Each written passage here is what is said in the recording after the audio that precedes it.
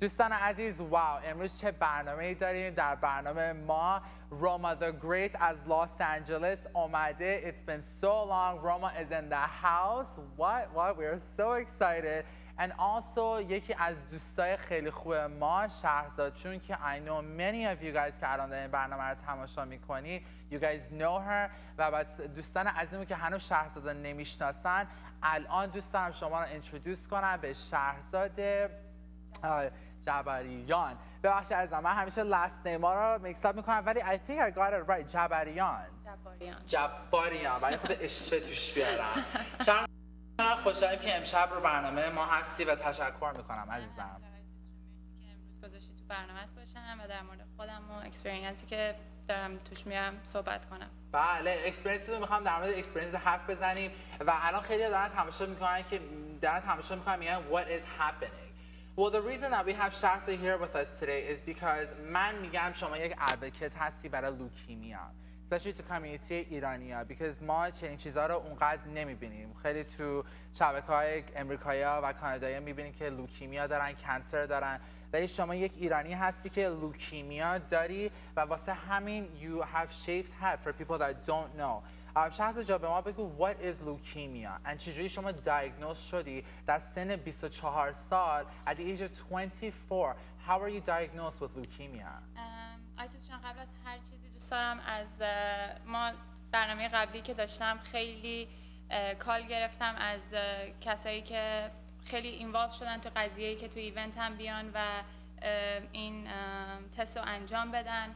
خیلی ابراز محبت کردن و خیلی دوست دارم تشکر کنم از پرژین پالیس دوستای خیلی خوبم ساغر عزیز و سعید عزیز که این فرصت رو دارن که من ایونت هم رو توی پرژین پالیس بسیار محل زیبایی داشته باشم. من توی سپتامبر 2012 همین امسال به فامیلی داکترم رو عوض کردم و وقتی که فامیلی داکترم رو عوض کردم برای اینکه پرونده منو باز کنن یه بلاد ورک کامل به من دادن. هیچ چیزیم نبود، هیچ مشکل خاصی نداشتم، یه ذره خسته بودم، یه ذره خوابالو بودم.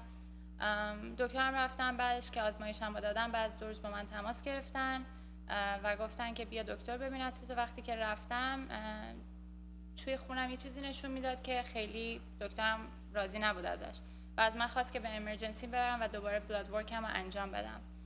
وقتی که بلاد ورکم رو انجام دادم توی امرجنسی توی سانی بروک انجام دادم و منو به بخش منتقل کردن 2 روز بعدش که تا ببینن که این یه نوع ویروسه که توی خون منه یا واقعا لوکیمیا هستش. لوکیمیا یک نوع سرطان خون هست برای کسایی که نمیدونن و خوبیش این بود که توی استیج خیلی پایینی یعنی استیج خوبی منو فهمیدن که من دایگنوز شدم.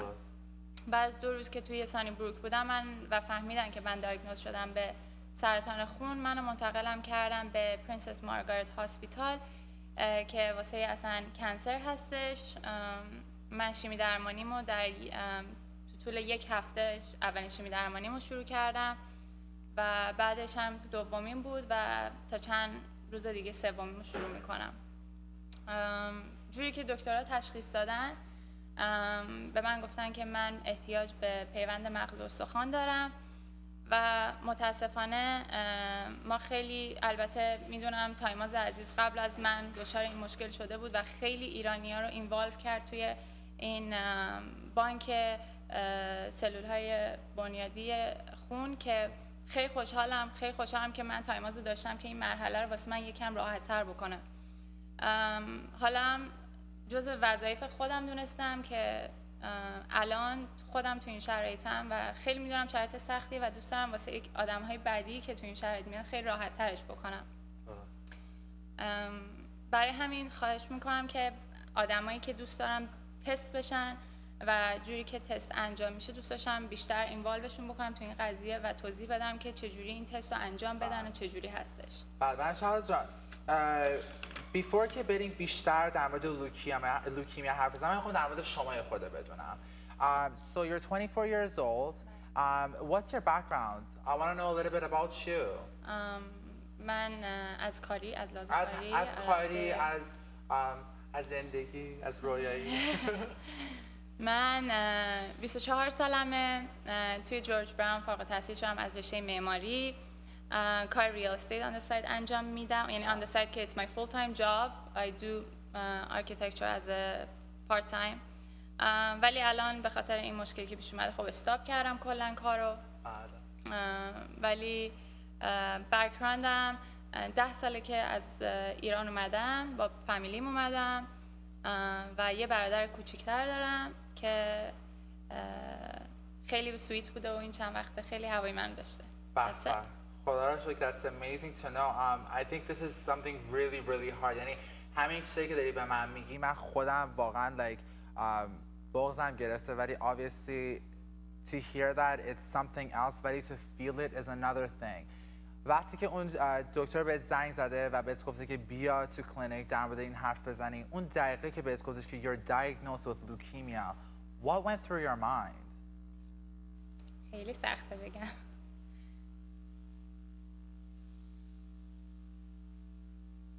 خانواده.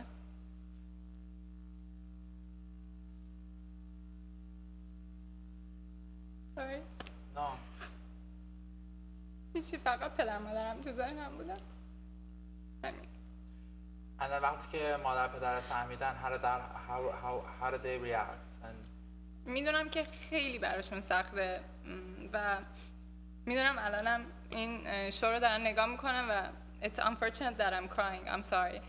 ولی خیلی سخته، خیلی مرحله سخت زندگیمه که دارم میگذرونم، هم برای پدر مادرم، هم برای برادرم، هم برای دور و بریام.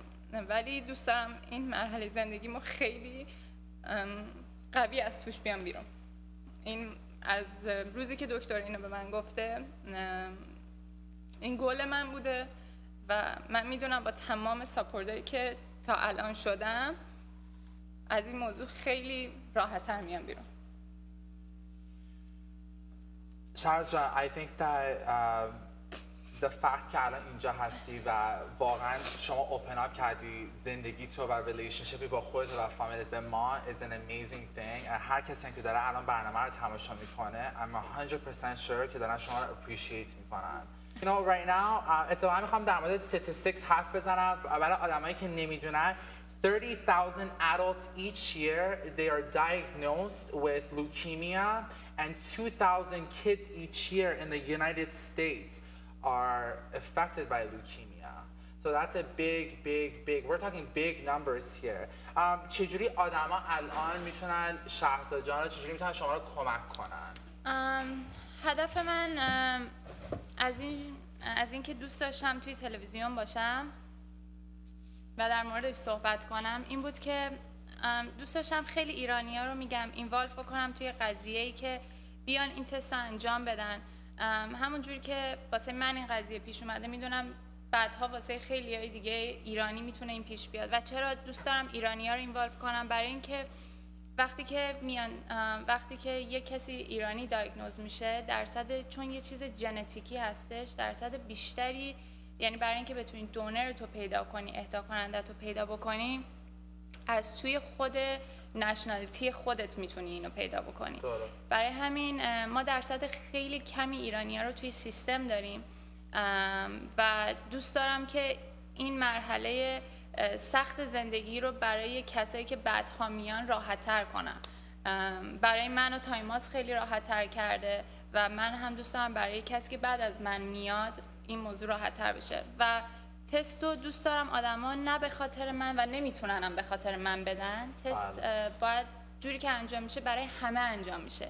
یعنی مثلا الان شما میای تست رو انجام میدی، وقتی که انجام میدی میری توی سیستمشون برای همه جای دنیا هستش. یعنی میتونی الان اهدا کننده باشی برای یه کسی توی آلمان، میتونی اهدا کننده باشی برای یه دفعه باشی واسه من.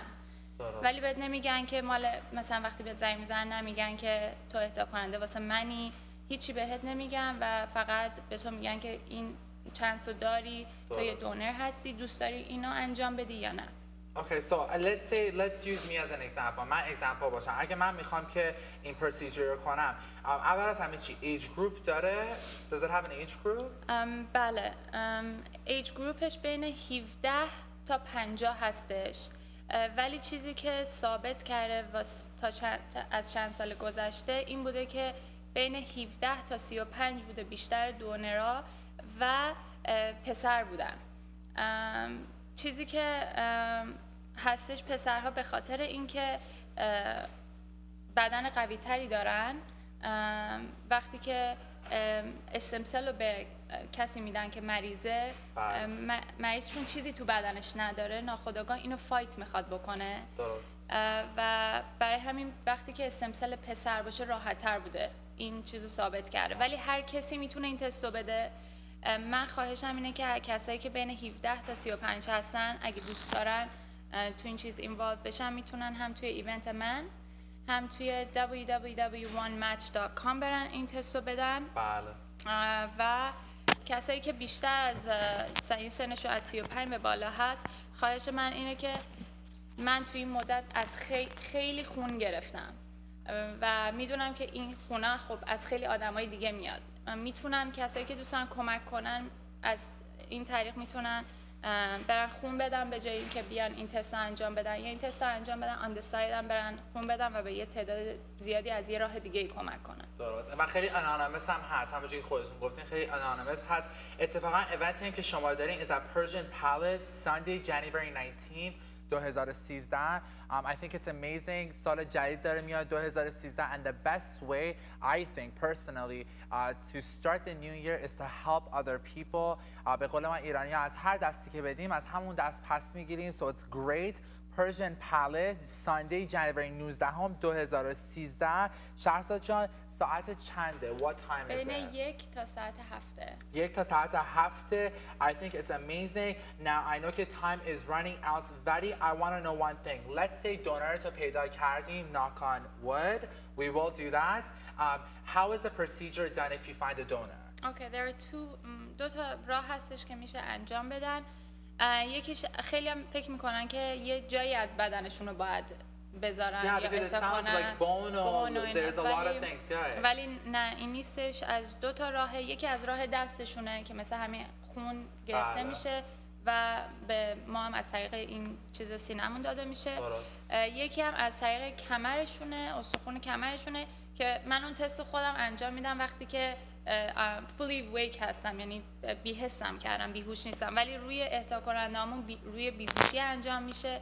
هیچ چیزی رو نمیفهمن و هیچ جایی از بعدشون نیست. یک روز میان توی بیمارستان اینو انجام میدن و خود اونا از همه چی تکر میکنن که احتیاج باشه یه روز دیگه بمونن یا نه، ولی خیلی چیز سریعیه. درست. ما خیلی فورچنت هستیم که این برنامه نه فقط در تورنتو پخش میشه، در کل دنیا پخش میشه. سوالی که من برای شما دارم is that can any other people from any other places around the world like Los Angeles که we get one of our most viewers، اونا اگه بخوان شما رو کمک کنن can they help you and how can they help you؟ اونا هم خودشون یه organization یه مؤسسه دیگه هست واسه اونا توی لس آنجلس و جاهای دیگه، هر کدومشون اسمش یه چیزه. مال اینجا وان مچه، مال اونجا یه چیز دیگه باید باشه که من متاسفانه فایند اوت نکردم. و ایران هم میتونه اینو بده، این تستو بده، از 2011 اومده. اگه از همون این کلمه نمیچرخه امروز.